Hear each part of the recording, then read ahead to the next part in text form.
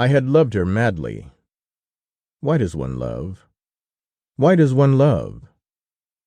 How queer it is to see only one being in the world, to have only one thought in one's mind, only one desire in the heart, and only one name on the lips, a name which comes up continually, which rises like the water in a spring, from the depths of the soul, which rises to the lips, and which one repeats over and over again, which one whispers ceaselessly, everywhere, like a prayer.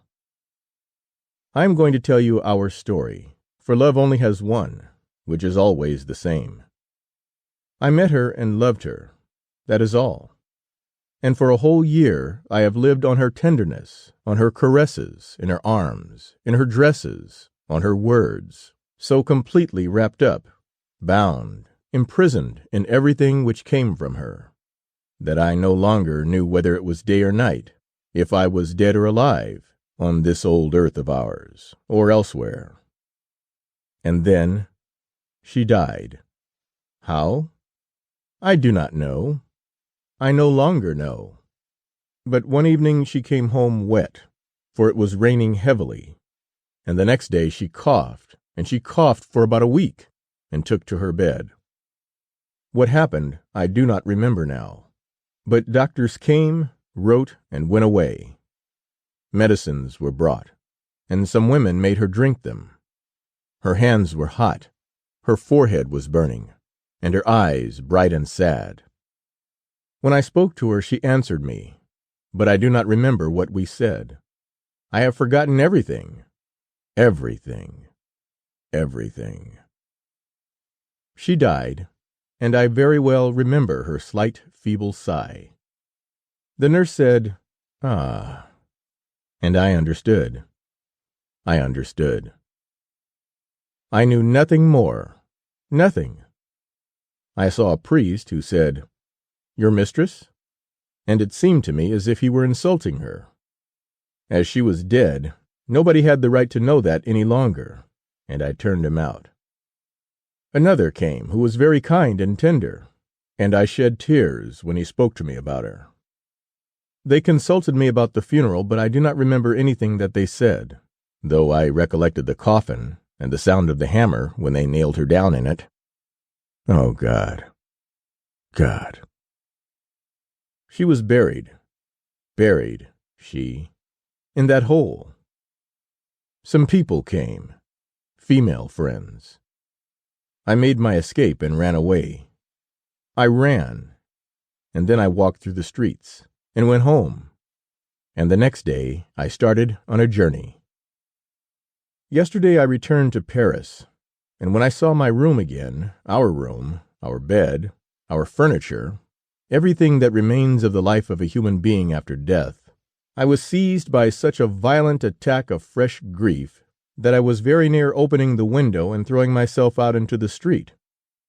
As I could not remain any longer among these things, between these walls which had enclosed and sheltered her, and which retained 1,000 atoms of her skin, and of her breath in their imperceptible crevices, I took up my hat to make my escape, and just as I reached the door, I passed the large glass in the hall, which she had put there so that she might be able to look at herself every day, from head to foot, as she went out, to see if her toilette looked well and was correct and pretty, from her little boots to her bonnet.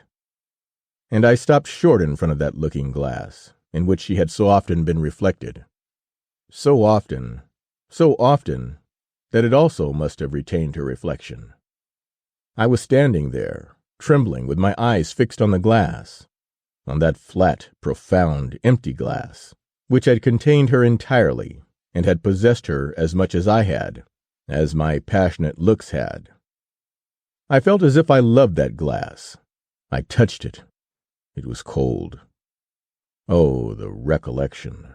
Sorrowful mirror, burning mirror, horrible mirror, which makes us suffer such torments. Happy are the men whose hearts forget everything that it has contained, everything that has passed before it, everything that has looked at itself in it, that has been reflected in its affection, in its love. how I suffer. I went on without knowing it, without wishing it. I went towards the cemetery. I found her simple grave, a white marble cross with these few words: "She loved, was loved, and died." She is there, below, decayed. How horrible! I sobbed with my forehead on the ground, and I stopped there for a long time, a long time. Then I saw that it was getting dark, and a strange, a mad wish, the wish of a despairing lover, seized me. I wished to pass the night, the last night, in weeping on her grave, but I should have been seen and driven out. How was I to manage? I was cunning, and got up and began to roam about in that city of the dead. I walked and walked. How small this city is in comparison with the other, the city in which we live, and yet how much more numerous the dead are than the living. We want high houses, wide streets, and much room for the 4 generations who see the daylight at the same time, drink water from the spring, and wine from the vines, and eat the bread from the plains. And for all the generations of the dead, for all that ladder of humanity that has descended down to us, there is scarcely anything afield, scarcely anything. The earth takes them back. Oblivion effaces them. Adieu. At the end of the abandoned cemetery, I suddenly perceived that the one where those who have been dead a long time finish mingling with the soil, where the crosses themselves decay, where the last comers will be put tomorrow. It is full of untended roses, of strong and dark cypress trees, a sad and beautiful garden nourished on human flesh. I was alone, perfectly alone, and so I crouched in a green tree and hid myself there completely among the thick and somber branches, and I waited, clinging to the stem, like a shipwrecked man does to a plank. When it was quite dark, I left my refuge and began to walk softly, slowly, inaudibly, through that ground full of dead people, and I wandered about for a long time, but could not find her again. I went on with extended arms, knocking against the tombs with my hands, my feet, my knees, my chest, even my head, without being able to find her. I touched and felt about like a blind man groping his way. I felt the stones, the crosses, the iron railings, the metal wreaths, and the wreaths of faded flowers.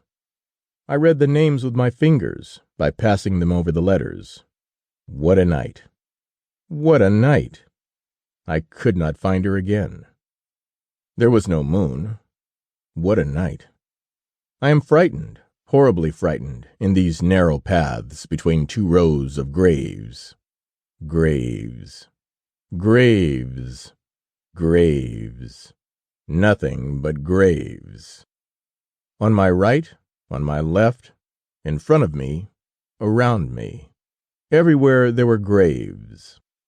I sat down on one of them, for I could not walk any longer. My knees were so weak. I could hear my heart beat, and I could hear something else as well.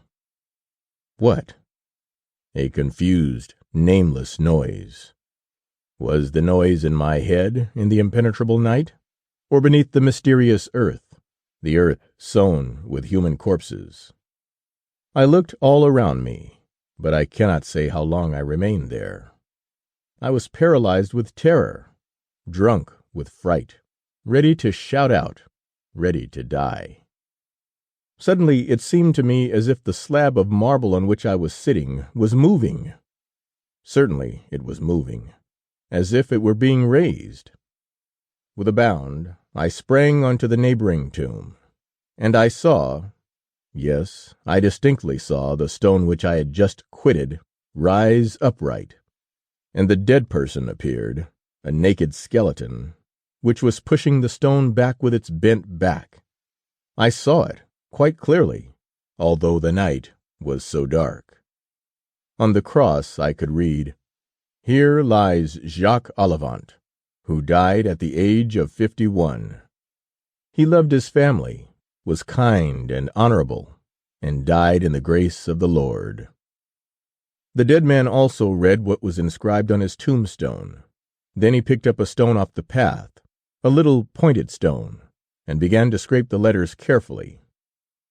He slowly effaced them all together, and with the hollows of his eyes he looked at the places where they had been engraved, and with the tip of the bone that had been his forefinger, he wrote in luminous letters, like those lines which one traces on walls with the tip of a lucifer match, "Here reposes Jacques Olivant, who died at the age of 51.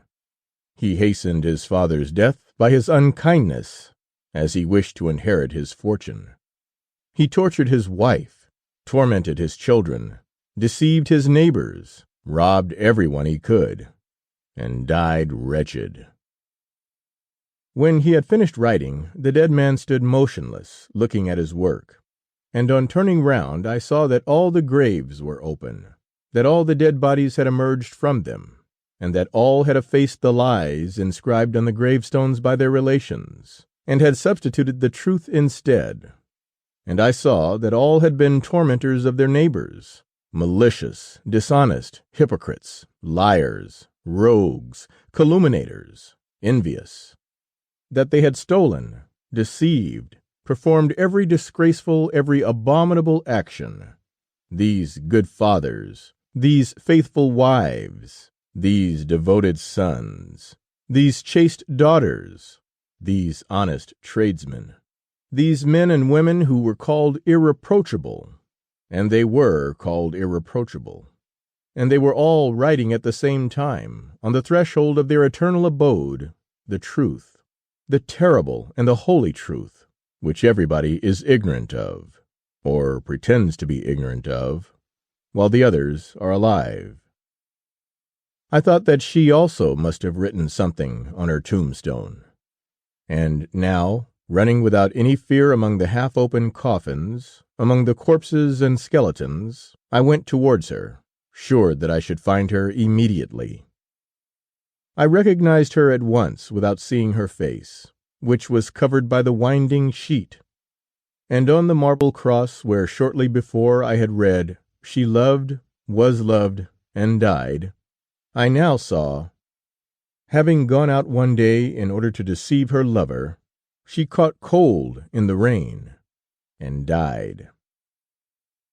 It appears that they found me at daybreak, lying on the grave, unconscious.